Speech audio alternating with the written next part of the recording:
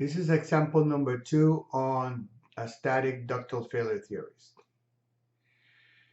In this particular example, you are more than welcome to pause the video and take notes on this. This is basically the same example from your book, with a small change to it.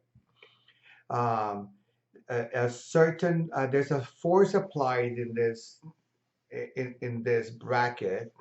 There's a force applied here, and we want to find all your stresses at point A. You want to find all your stresses here, and the material is steel 1035. Is forced and heat treated, and it gives you your yield strength and your elastic modulus. So your yield strength of this material is 81 KSI. Your modulus is 30,000 KSI. And what you can see is the material only gives you yield, doesn't give a yield in tension and compression, so we can just assume that sigma in yield in compression approximately the same as sigma yield in tension, and is actually equal to the value that's given here. Okay, so that is important, so that is known in the problem. And we're going to assume that the component has no value after yielding. So anything we do, we want to make sure that we stay under yielding. So the no yielding at all, that criteria is you want your factor of safety to be less or equal than 1. Okay, for all the failure theories, you want to make sure this is achieved. He's asking to find the force F at point A, and I would like to add one more element to this problem. We want to use a design factor of 1.5. So this will make the problem a little bit different from the problem from your textbook. So what we know in the problem as we are solving it is, when we solve this, we need to do the full analysis on all of the 3 points. So if I went at that point, that location at point A, right at that point A, you can show that your critical point actually ends up being at the upper location, and the forces acting here in the positive directions are Vy is equal to minus F. You can do the whole free body diagram. You can show yourself that these are actually the loads acting in the internal loads acting in the bracket. MZZ is equal to minus 14F, and there is no NXX, there's nothing else applied to the problem. So from this point, I need to apply my design factor before I move on. So if I multiply the design factor, all my loads actually become minus 1.5F. MXX gives you 22.5F. MZZ gives you minus 21F. And how did I get this? I got this by multiplying this by the force 1.5 times minus F. This is multiply 1.5 times 15F. This came from 1.5 times minus 14F. Okay, this is all from here. So that's the first part of the problem that we want to do. Second part of the problem, we see the stresses, and at this particular location, at the upper location, all you can see is that the stresses that I do have available, I could have chosen the point C or point A. Actually, in this problem, would have probably given would have given me the same because I don't have axial loads, by the way. So if we did this, you know that your state of stress then in this location will be sigma xx.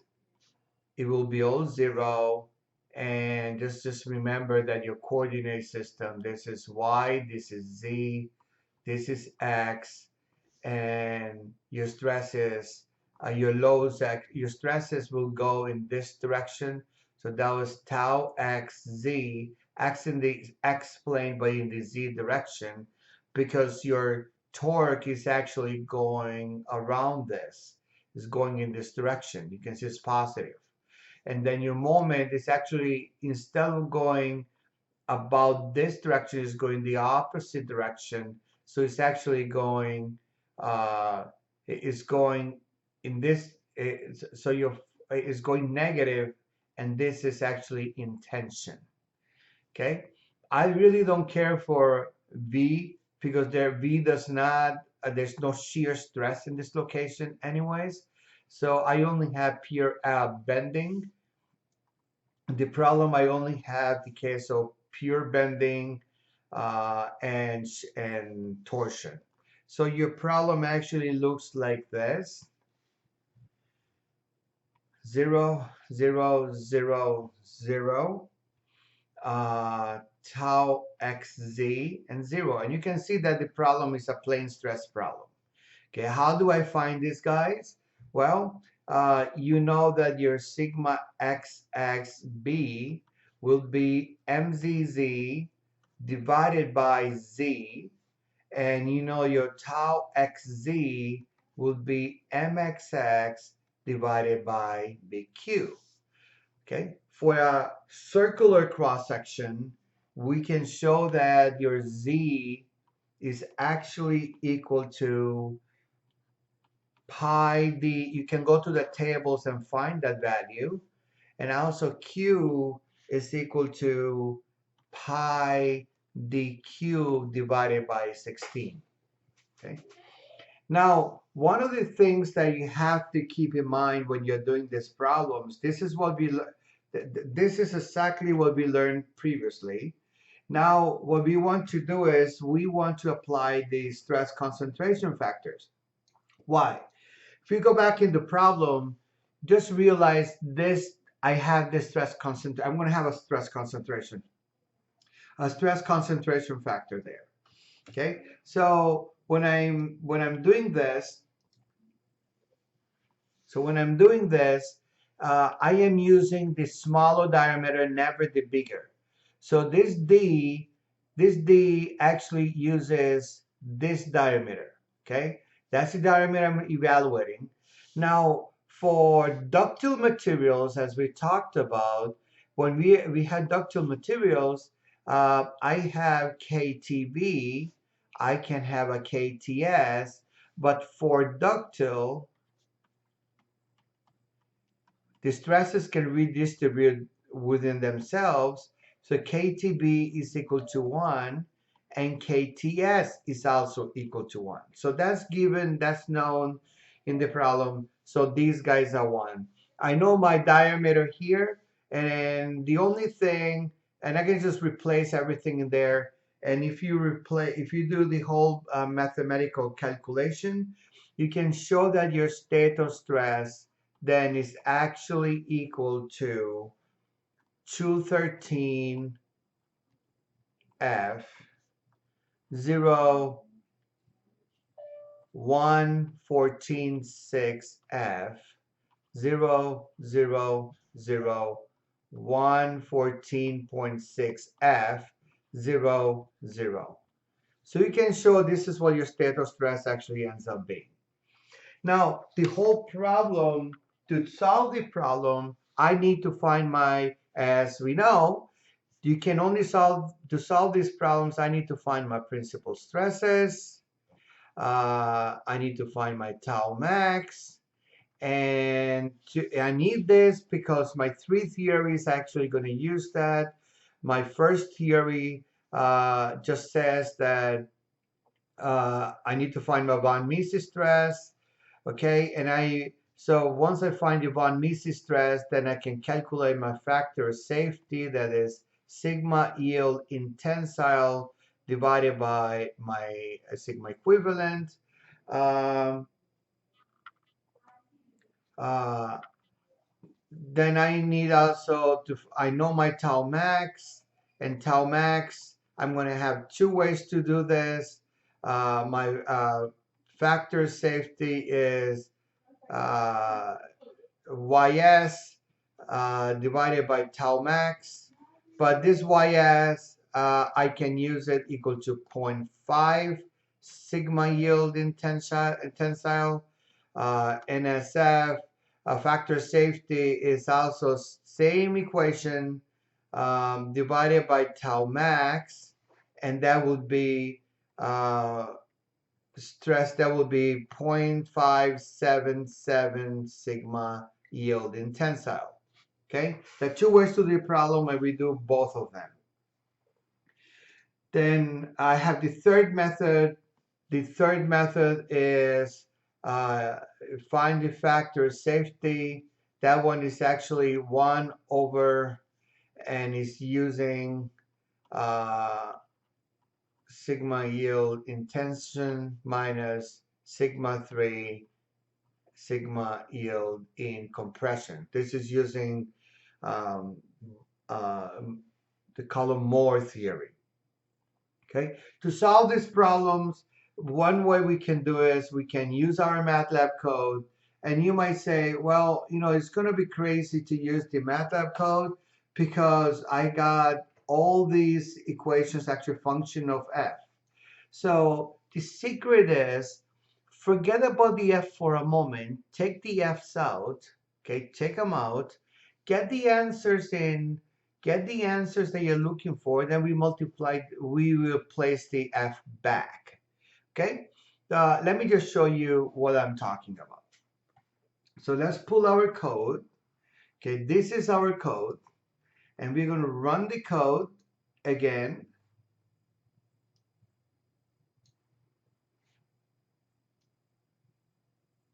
Okay, so I'm working in inches. Let's put KSI. The problem says that your factor is 1.5. Okay, and now let's say I know my loads. Okay, I'm going to apply only my loads. Now, in the problem itself, when I did it, you have to go to the code. If you go here in the code, you have to make sure that these values here are consistent with your cross section. Come here, they're right here.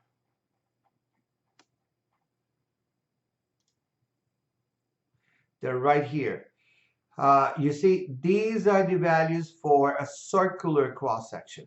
Okay, you want to change this for any of this cross section that you have. If it's a rectangular, it's a square, you have to come in the code and you need to change this. Otherwise, your answers will be wrong. Okay, just make sure you make those appropriate changes before you move on. Okay, so with that said, I can just enter the original values.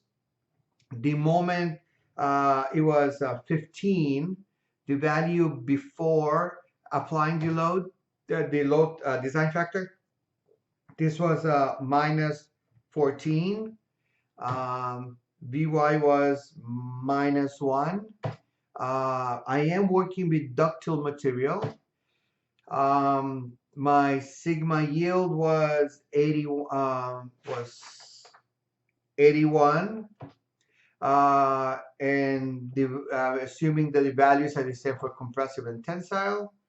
And this value was, let's come back to here. This was 30,000. So we place the value here. Note that the value says has to be in KSI, okay? Otherwise, you're gonna have unit issues. And then you just run the code, and it's gonna do it's gonna run for you. It's gonna give you a small error, and the error is giving you the error because this plot was already open. So you need to close this. You always need to close the plot and rerun it again. Let me do that very quick. So run the code again, and you can open this Ductile txt. In this file, you should have all the answer for this particular run. And you can see that what it does is it gives you all these values, okay? And it's doing everything in KSI, by the way. That's why the values are. So when you compare to the values that we actually calculated by hand, you can see I'm going to get the same values. But these are not in KSI, and this is. That's why you get 213 and 114. This only calculates this for you. So it's saying that your principal stresses, these are your principal stresses, okay? So when you want to write your principal stresses now, you can come here and you can say your principal stresses are sigma 1 is equal to, these are your principal stresses, is 26. So you can just say is 0.26 or 260 times F. Sigma 2 is 0. Sigma 3 is minus 50 F. Okay, so you could do this. That's how this actually works. Okay, so you didn't have to apply the letter F, it just gave you the answers. Okay, so this is, so you go ahead and do this, and then this is your tau max is also there. So it says that your tau max is 160 F.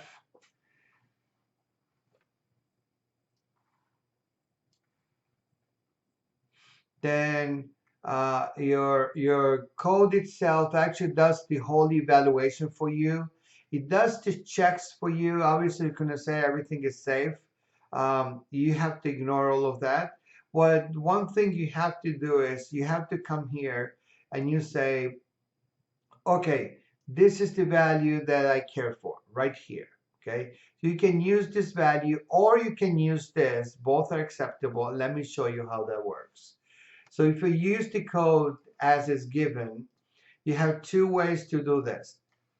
The first way, the first way to do this problem is if I'm working a distortion on energy theory, is following. I can just go ahead and say I found sigma equivalent, and it said that was 292 PSI. Convert that back to PSI.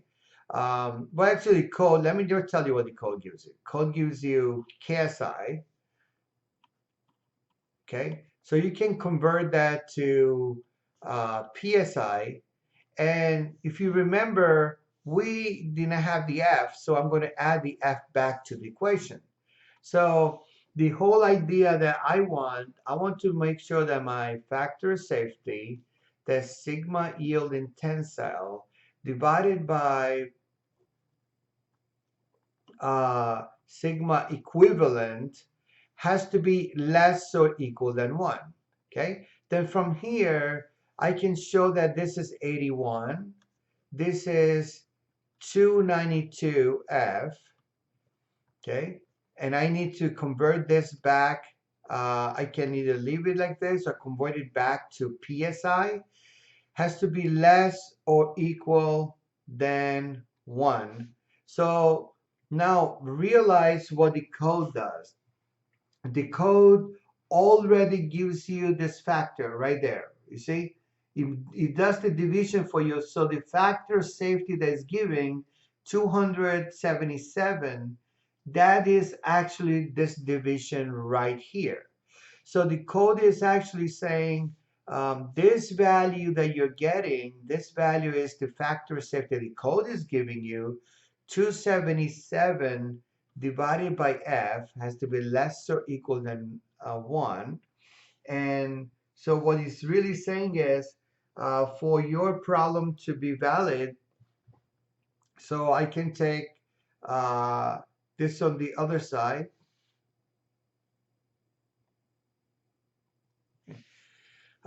Just I'm sorry here, I apologize. This has to be bigger or equal than 1. This should be bigger or equal than 1, otherwise we fail. We don't want it to fail.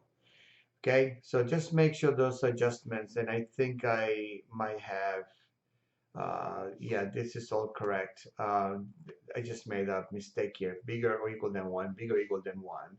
So now solving for my f, it says that my f has to be less or equal than 277 pounds. Okay, this is how we can use the code and not have to actually do everything by hand. Otherwise, you can if you wanted to. Okay, so second theory, if you go to the code, for the case of maximum shear stress criterion, you can see that it's going to calculate both ways, right? It's going to calculate when it's 0.5 and it's going to calculate 0.777.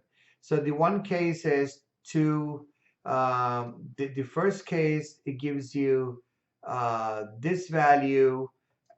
Second case gives you this value. So basically what it's saying is it's saying that your tau max, just write the whole thing. This is for the maximum shear stress criterion. So it's saying that your tau max is equal to 157 psi, and I can add the letter F that was the letter F that I removed from the beginning. Okay, so by doing that, my factor of safety would be my shear strength divided by tau max. Okay, and I got two options. So if I use this shear strength as equal to 0.5 sigma yield, then that would give me a value of 40,500 divided by 157F. That has to be bigger or equal than 1. Or using the value, and then just, also you can solve for F, or just use this value right here. Using that value basically just shows you that your F, it just gives you this value and says 257, that's this whole ratio here, is divided by F. It has to be bigger or equal than 1. So F has to be less or equal than, I'm sorry, this value. This value is 258. 258 has to be less than 258. Okay, and you can see that here in the distortion energy, I am requiring that I can have a little more load, and maximum shear stress theory is saying I need less load. Okay, that's the and you can see I'm trying to be more conservative by saying imposing the by imposing this extra burden to the problem, saying it has to have less loads. If I use the second approach where I say this should actually, this is 0.577 sigma yield in tensile, remember these are all tensile values. Then if I did the same thing, that gives me a value of 46,065. So you can show, if you do the whole math, that your force has to be less or equal than 298 pounds. Okay?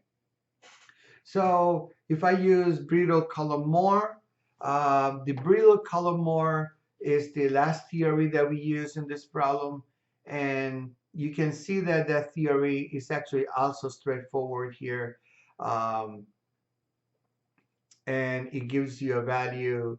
If you just use brittle color it will give you 257.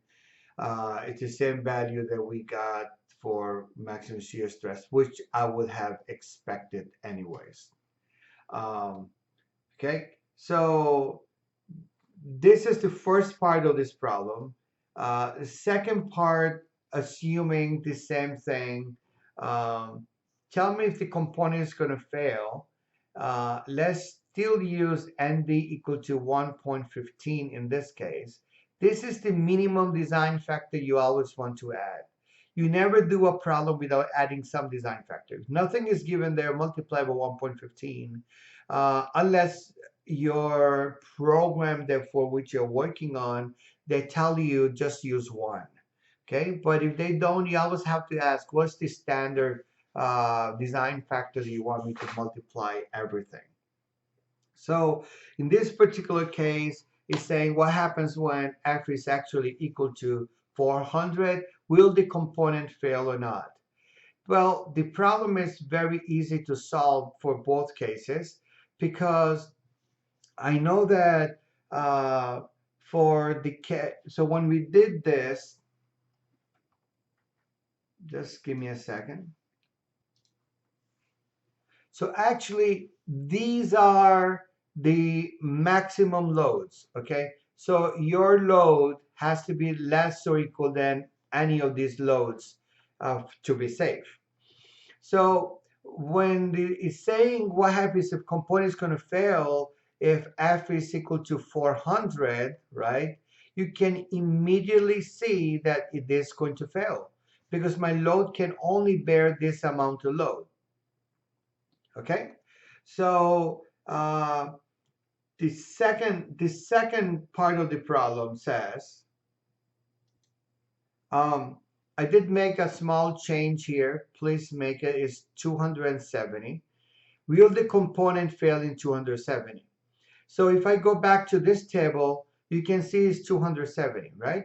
So now when it's 270, this is 270, it's less than this value. So distortion energy says, distortion energy, let me change the color. Distortion energy says we're good.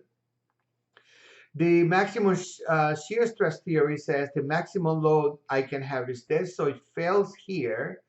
My this maximum shear stress theory using this criteria says that we are good.